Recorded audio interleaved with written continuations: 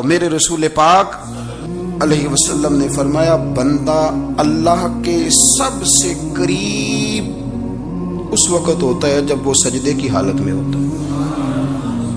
کس کے قریب ہوتا ہے؟ اللہ کے سب سے قریب ہوتا ہے۔ وہ بڑا نیڑے ہے رب کے، بڑا قریب ہے، اس لیے کہ وہ حالت سجدہ میں، وہ جب سجدے کرتا ہے نا، اس کی بارگاہ میں جب جھک جاتا ہے۔ آپ ذرا سجدے کی کیفیت دیکھیں نا، زبان بھی یہاں ہے، آنکھ بھی یہاں ہے، کان بھی، عقل بھی ساری، اس نے سارا کچھ رکھ دیا سجدے۔ آپ وہ کبھی پیچھے جائیں تو دیہاتوں میں کہا جاتا تھا ناک سے نکیریں نکالو، بہت بڑی سزا ہوتی تھی نا، ناک سے نکیریں نکالو، بڑی سزا ہوتی تھی۔ تو اس نے کہا مالک مجھے کسی نے کہا نہیں، پر دیکھنا میں نے رکھ دی ساری عقل سجدے میں، اور رکھ کے کہا کیا سبحان ربی یا اللہ میں پست ہوں تو اعلیٰ ہے، اللہ تو میرا رب ہے اور تو سب سے اعلیٰ اتنا۔ اور فرمایا جب یہ اس کیفیت میں ہوتا ہے تو پھر یہ اپنے رب کے قریب ہوتا ہے۔ کثرت عبادت، نوافل، میرے رسول کریم علیہ الصلوۃ والسلام نے ارشاد فرمایا، حضور فرمانے لگے جس گھر میں اللہ کا ذکر ہوتا ہے وہ گھر زندوں کا ہے، اور جس گھر میں رب کریم کا ذکر نہیں ہوتا وہ گھر زندوں کا نہیں ہے۔ گھر نا ہم نا کتابوں میں پڑھتے ہیں کہ ایک بزرگ کہتے ہیں، حضرت فضیل بن عیاض کہتے ہیں کہ میں ایک گلی سے گزر رہا تھا تو گھر کے اندر کسی قاری صاحب نے قرآن کی آیت پڑھ دی، ولی من خاف مقام ربہ جنتان، میں تے میرے کانوں سے ٹکرائی تو اللہ نے میری کایا ہی پلٹ دی، میں توبہ کر گیا۔ اب گھر کے اندر سے آواز آئے تو صحیح نہ تلاوت کی، پر اندر سے آواز آتی نہیں، یا ڈیک بجنے کی آواز آتی ہے، یا ٹی وی چلنے کی آواز آتی ہے، یا دھوم مچانے کی آواز آتی ہے۔ عبادت کا وہ جو خاص شوق تھا، وہ جو حسن تھا، وہ جو توانائی تھی، وہ جو بات تھی۔ ایک جگہ پہ ہم بیٹھے تھے تو وہاں ایک صاحب آئے اور انہوں نے آتے ہی کہا کہ مہربانی کریں ذرا مجھے مصلی دے دیں، میرے نہ کچھ نفل رہ گئے۔ تو میں نے وضو کر لیا تو کوئی مصلی مل جائے، مصلی انہیں دے دیا گیا، وہ مصلی لے کے چلے گئے۔ تو پیچھے ایک صاحب نے تبصرہ کیا، کہنے نے کتنا ریاکار بندہ ہے، لوگوں کو دکھا رہا ہے کہ میں نفل پڑھتا ہوں، ہے کو بات کرنے والی۔ میں نے اسے کہا، میں نے کہا تو مہربانی کرنا اس طرح کی ریاکاری تو بھی کر، پکڑ مصلی اور جا تو بھی تھوڑی ریاکاری کر کے آ، اٹھ ذرا شکر کر، کوئی یہ ریاکار بھی ملا ہے، کوئی نفل پڑھ کے ریاکاری کر رہا ہے۔ اللہ کا میں کہتا ہوں کو پڑھے تو صحیح نہ، یار یہ کوئی دور ہے نفل پڑھنے کا، اس میں تو لوگوں کا مزاج ہی نہیں، طبیعت ہی نہیں۔ میں نے کہا چل مہربانی کر یہ لے مصلی اور تو بھی جا تھوڑی سی، یا کر یا ریاکاری کرو تو صحیح نا، مزاج ہی نہیں، ذوق۔ جمعے کی نماز پڑھ کے یوں دنیا بھاگتی ہے، او ہو پتہ نہیں کون سی پیچھے آگ تھی جو بجھائی جائے گی۔ اور آج تک لوگ مسئلہ پوچھ رہے ہیں کہ جمعے کی بعد والی سنتیں کتنی ہوتی ہیں۔ میں نے کہا کتنے سال ہو گئے جمعہ پڑھتے، کتنے سال ہو گئے، ابھی تک سنتوں کا نہیں پتا، ابھی تک نے علم کے پہلے کتنی رکھتے ہیں اور بعد میں کتنی رکھتے ہیں۔ فجر کی سنتیں کب پڑھنی چاہیے، سنو فجر کی سنتوں کے بارے میں۔ میرے رسول کریم سید عالم صلی اللہ تعالی علیہ وسلم سے ایک صحابی نے پوچھا تھا، حضور میری فجر کی سنتیں رہ گئیں یا رہ جاتی ہیں تو حکم کیا ہے، کیا انداز ہے حضور کا۔ بخاری مسلم کے لفظ سنو، حضور سید عالم صلی اللہ علیہ وسلم فرمانے لگے، اس نے کیا پوچھا تھا، حضور جواب کیا دیتے ہیں، فرمایا فجر کی سنتیں کبھی نہ چھوڑنا، فجر کی پہلی دو سنتیں کبھی نہ چھوڑنا۔ یا رسول اللہ صلی اللہ تعالی علیہ وسلم میری رہ گئی ہیں، رہ جاتی ہیں، فرمایا فجر کی دو سنتیں نہ چھوڑنا، فرمایا فجر کی پہلی دو سنتیں مجھے دنیا اور دنیا کے اندر جو کچھ ہے وہ سب سے زیادہ پیاری ہے۔ فجر کی دو سنتیں دنیا اور دنیا میں جو کچھ ہے مجھے وہ سب سے زیادہ پیاری ہیں، اس لیے فجر کی سنتیں نہ چھوڑ کے۔ نبی پاک علیہ السلام نے فرمایا تمہیں پتہ چل جائے نا پہلی صف کا ثواب کتنا ہے، تم قرآن اندازی کرو۔ عمرے کی قرآن اندازی کا تو پوسٹر چھپتا ہے، تو یہ والی قرآن اندازی کب ہونی ہے، ہونی چاہیے کہ نہیں۔ حضور نے فرمایا تمہیں پتہ چلے کہ اس کا ثواب کتنا تو تم قرآن اندازی کرو، تم قرآن ڈالو۔ جب آپ نماز پڑھ رہے ہوتے ہیں، جب آپ کا مصلی آباد ہوتا ہے، صلاح الدین ایوبی ایک بزرگ سے ملاقات ہو گئی، بیت المقدس پر قبضہ تھا عیسائیوں کا، تو صلاح الدین بڑے پریشان تھے۔ بابا جی کہنے لگے پتر کیا ہوا، کہنے لگے حضور پتہ چلا ہے دشمن کے دو بحری بیڑے اسلحہ لے کے آ رہے ہیں، مسلمان پہلے ہی کمزور ہیں، اور اب اگر 2 بحری بیڑے اور آ گئے تو حضور مسئلہ بن جائے گا. تو میں پریشان ہوں کہ کس طرح یہ کم مسئلے والی ہماری فوج ہے کیسے مقابلہ کرے گی. تو بابا جی کہنے لگے پتر اس طرح کرنا، آج رات تو بھی دعا کرنا اور میں بھی کروں گا، تو بھی دعا کرنا. آپ ناراض نہ ہونا، ہم تو پیروں والے ہیں، ہم تو پیروں کے نوکر غلام ہیں، ہمارا تو گزارا ہی نہیں، ہمیں تو ملتا ہے سارا کچھ وہاں سے. پر میرا سوال یہ ہے کہ تعویذ لینے جاتے ہو نفل کیوں نہیں پڑھتے؟ رات اللہ اللہ کیوں نہیں کرتے؟ یہ بھی تو ہمارے بزرگوں کا ہی طریقہ ہے، انہوں نے تو ہمیں سکھایا ہے. صلاح الدین ایوبی سے بزرگوں نے کہا کہ رات آج نا اللہ اللہ کرنا تو میں تیرے لیے دعا کروں گا، تو بھی دعا کرنا. تو بندہ جب دکھی ہوتا ہے تو سجدہ کرتا ہے تو پھر ہی تو مصلی بھیگ جاتا ہے، پھر ہی تو مزہ آتا ہے. سکھی بندہ تو کعبے جا کے نہیں روتا. دکھی تھے، تکلیف تھی تو سر رکھا سجدے میں تو تڑپ گئے. اور وہ بابا جی کہتے ہیں میں مسجد آیا تو صلاح الدین چیخے مار کے رو رہا تھا اور کہہ رہا تھا مالک میں کوئی اپنی شان کے لیے تو نہیں نہ لڑ رہا، اللہ کو میں کوئی قبضوں کے لیے تو نہیں لڑ رہا، مالک تیرے لیے لڑ رہا ہوں، مجھے بے آبرو نہ کرنا، میری مدد فرمانا. کہتے ہیں میں آیا تھا کہ مسجد میں دعا کروں گا، پر صلاح الدین ایوبی کو روتے دیکھا تو میں لوٹ گیا. تو سویرے صلاح الدین ملے تو بڑے خوش تھے. میں نے کہا پتر کیا ہوا؟ کہنے لگے حضور وہ بحری بیڑے 2 آ رہے تھے نا اسلحہ لے کے، دونوں ڈوب گئے پانی میں ڈوب گئے. تو بابا جی کہنے لگے صلاح الدین وہ پانی میں نہیں ڈوبے، وہ تیرے آنسوؤں میں ڈوب گئے، وہ غرق ہو گئے. وہ جو تو نے مصلی بات کیا تو وہ تیرے آنسوؤں میں ڈوب گئے، وہ غرق ہو گئے، وہ تباہ، اتنے قیمتی تھے تیرے آنسو کے بہا لے گئے دشمن کے بحری بیڑوں کو. میرے بھائی ٹھیک ہو گیا جی، میرے عزیز سمجھ لیں اس بات کو ہمیشہ کے لیے اور اس پر غور کر لیں اچھے طریقے سے کہ میرے رسول کریم سید عالم صلی اللہ علیہ وسلم نے نا ہماری توجہ دلائی، حضور نے ہمیں بتلایا، ہمارا ذوق بڑھایا عبادت کی طرف. ایک صحابی تھے حضرت ابو فاطمہ رضی اللہ تعالیٰ عنہ، یہ ترمذی شریف کی حدیث ہے. نبی پاک علیہ السلام نے فرمایا ابو فاطمہ قیامت کے دن مجھ سے جلدی ملنا چاہتے ہو کہ دیر کے ساتھ؟ تو کہنے لگے حضور کون ہوگا جو دیر سے ملنا چاہے گا؟ قیامت کے دن آپ سے جلدی ملنا ہے. تو نبی پاک علیہ السلام نے فرمایا پھر اس طرح کرنا، دنیا میں رہ کے سجدے زیادہ کرنا، پھر سجدے زیادہ کرنا، قیامت میں ملاقات جلدی ہو جائے گی، قرب ملے گا تمہیں. اپنے بچوں کے اندر دیکھیں نا ہم شوق پیدا کرتے ہیں، ہمیں صحیح لفظ نہیں بولنے آتے پر ہم بچوں میں شوق پیدا کرتے ہیں کہ پتر ڈاکٹر بن جائے گا تو بڑا نفع کرے گا، تو لوگوں کی خدمت کرے گا، ملک و ملت کی خدمت کرے گا، تیرے ابا کا نام روشن ہوگا، تیرے دادا کی تعریفیں ہوں گی. ہم یہ ذوق پیدا کرتے ہیں.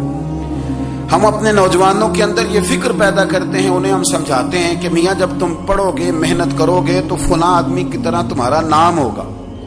یہ جتنا ذوق ہم بچوں کے اندر ان چیزوں کا پیدا کرتے، ہمیں حکم ہے کسی طرح ہم ذوق پیدا کریں کہ پتر نماز پڑھے گا تو اللہ راضی ہو جائے گا، تو سجدہ کرے گا. دیکھیں نا میرے رسول کریم علیہ السلام نے فرمایا 7 سال کے بچے کو مسجد لے کے جاؤ، یعنی اسے شوق دلاؤ، اس کے اندر یہ خاصیت پیدا کرو کہ اس کا دل کرے مسجد میں جانے کو، اس کے اندر یہ خصوصیات لاؤ کہ وہ ہمارے ہاں نا ہر چیز کو پروموٹ کیا جا رہا ہے، ہر چیز کو یعنی سر سنگیت سکھانے کے لیے اکیڈمیاں بن گئی، ہر شے پروموٹ ہو رہی ہے. عبادت کا جذبہ کم ہوتا جا رہا ہے، اللہ کا ذوق ہمارے اندر نہیں رہا.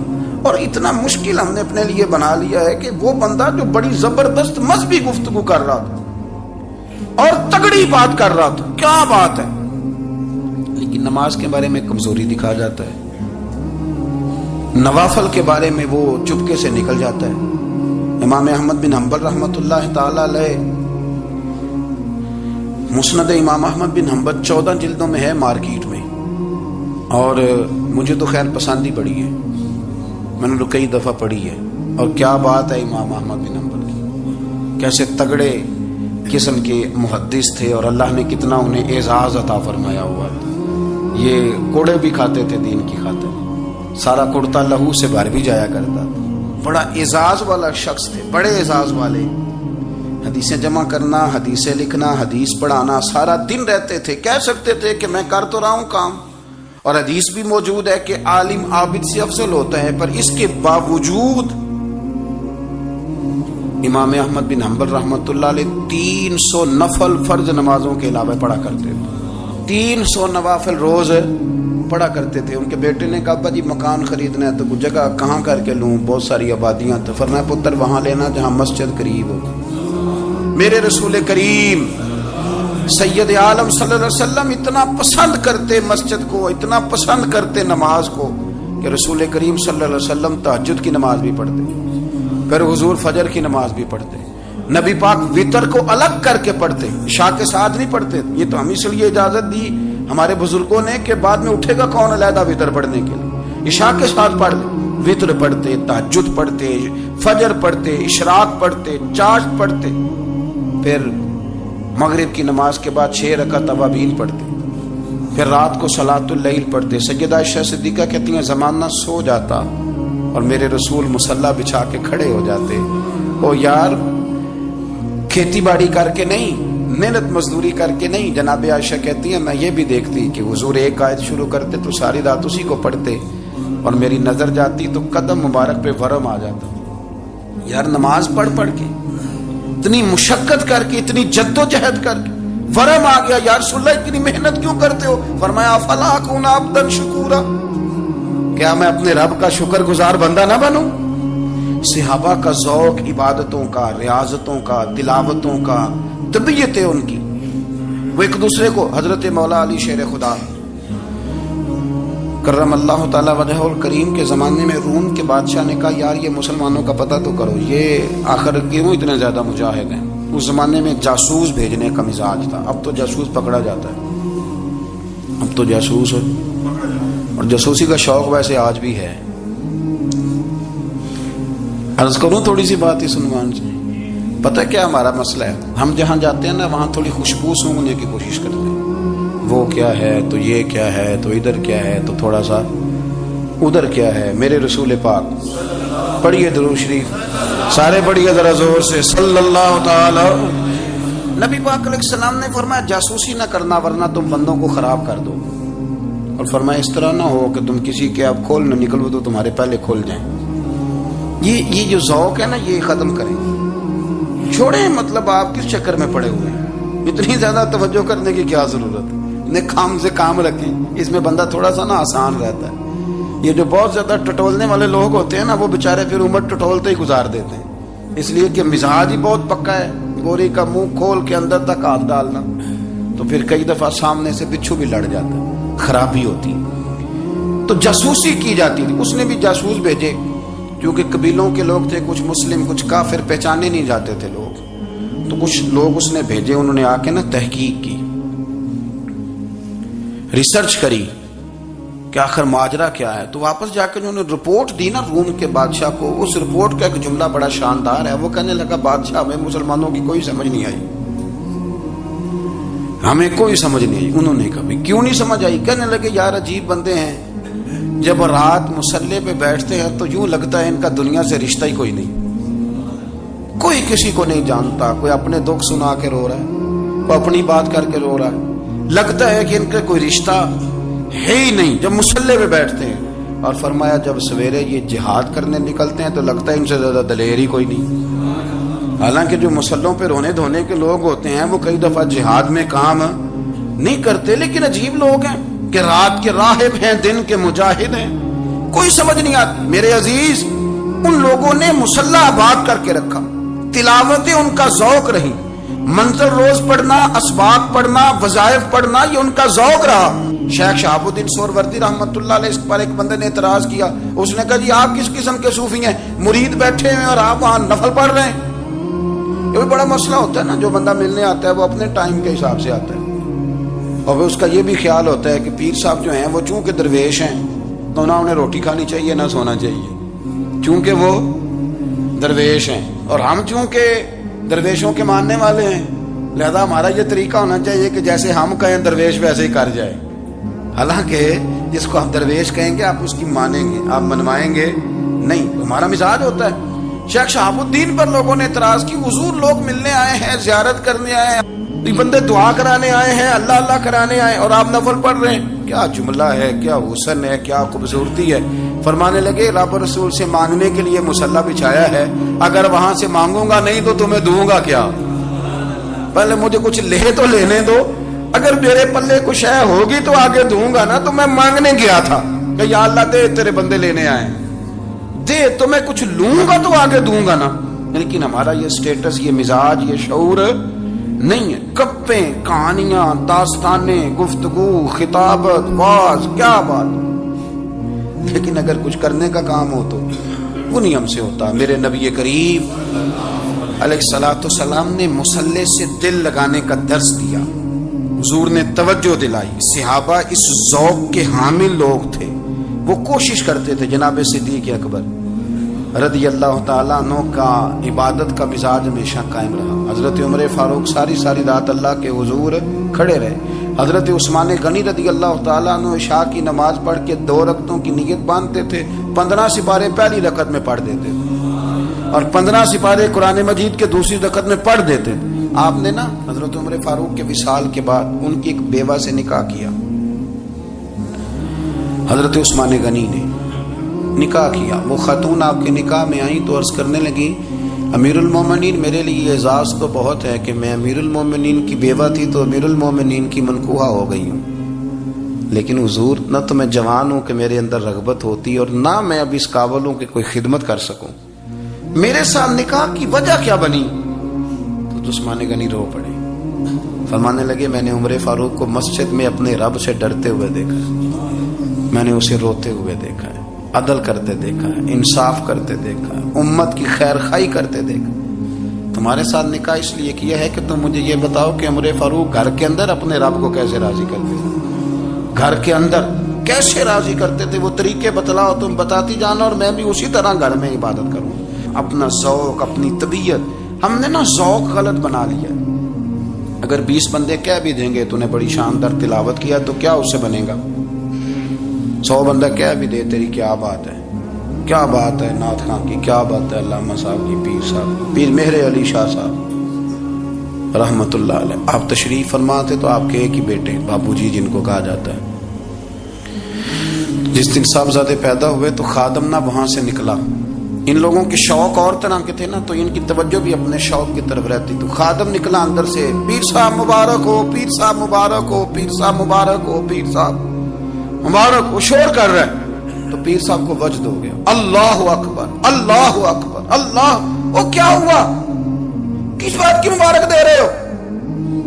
عرض کی حضور اللہ نے بیٹا دیا ہے۔ تو آپ فرمانے لگے اچھا حضور آپ کیا ہوا، آپ تو پریشان ہو گئے۔ فرمانے لگے جب تو نے 3 دفعہ کہا نا مہر علی کو مبارک ہو تو میں سمجھا تھا شاید تجھے کسی نے بتا دیا ہے کہ مہر علی سے اللہ راضی ہو گیا، میں سمجھا تھا کہ شاید تو یہ خبر لے کے آیا ہے کہ کسی نے بتایا ہے کہ مجھے آج خبر ملی ہے کہ مہر علی سے رب اچھا پتر ہوا ہے، الحمدللہ اللہ کا شکر ہے، پر میرے لیے مبارک کا دن وہ ہوگا جب میرا رب کہے گا کہ میں مہر علی سے راضی ہوں، میرے محبوب کہیں گے کہ میں مہر علی سے، آپ بات کو سمجھیں۔ شوق ہی کسی اور طرف تھا، دل ہی کہیں اور لگا ہوا تھا، طبیعت ہی کہیں اور مائل تھی۔ کوئی وظیفہ پوچھتے تھے تو پڑھتے تھے وہ لوگ، کچھ اللہ اللہ انہیں بتائی جاتی تھی تو کرنے کا ذوق رکھتے تھے، طبیعت تھی، قائل تھے۔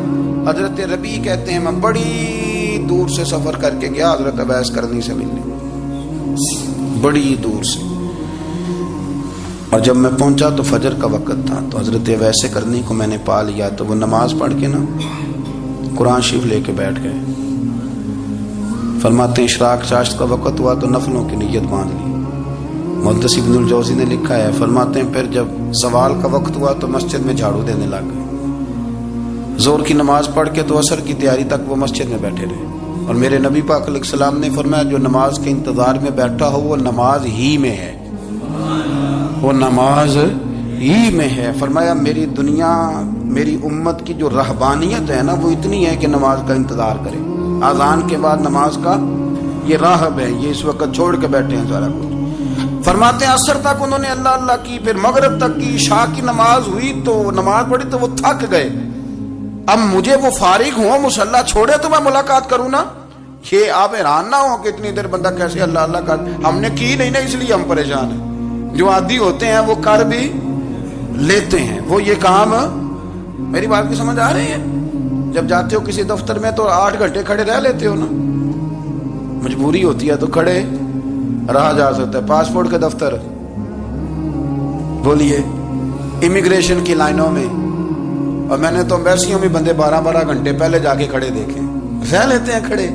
تو اگر ان کاموں کے لیے رہا جاتا ہے تو اللہ رسول کے لیے بھی کھڑے رہا جا سکتا ہے. تو فرمانے لگے کہ جب عشاء کی نماز کے بعد آخر انسان تھے، تھک گئے، نیند کا غلبہ ہوا تو تھوڑی ایسے آنکھ بند ہوئی تو کھلی تو رونے لگے. حضرت ویسے کر دیا، رو کے کہنے لگے مالک مجھے غافل تو نہ کر، ابھی میں نے کیا بھی کچھ نہیں، دن ختم ہو گیا، کوئی نفل نہیں، کوئی اللہ اللہ نہیں، اللہ مجھے غافل نہ کر، میری مدد فرما. فرماتے ہیں جب وہ روئے تو میرے ساتھ جو شخص تھا، میں نے کہا اٹھو چلیں. کہنے لگا حضور ملنا نہیں. فرمایا جو میں لینے آیا تھا وہ مجھے مل گیا، جو میں ان سے سیکھنے آیا تھا وہ مجھے نصیب ہو گیا، اب اور میں نے کیا لینا، ختم ہو گئی بات، اٹھو چلیں. اللہ کے بندوں نے حضرت ربیہ بن کعب اسلمی رضی اللہ تعالیٰ عنہ فرماتے ہیں، کہتے ہیں جب بنو قریظہ اور بنو نذیر یہودیوں کے ساتھ حضور علیہ السلام نے جنگ کا اعلان فرمایا تو وہ دشمن ہو گئے. ہمیں خطرہ تھا کہ وہ رات کو کہیں محبوب کو تکلیف نہ دیں، تو کچھ لوگ نا تلواریں لے کے نبی پاک کے دروازے پہ پہرے داری کرتے تھے. گن مین رکھنا حرام نہیں، اگر کسی کو واقعی خطرہ ہو تو اس کے لیے سنت بھی ہے. حضرت علی المرتضیٰ تلوار لے کے حضور کے گھر کا پہرا دیتے تھے.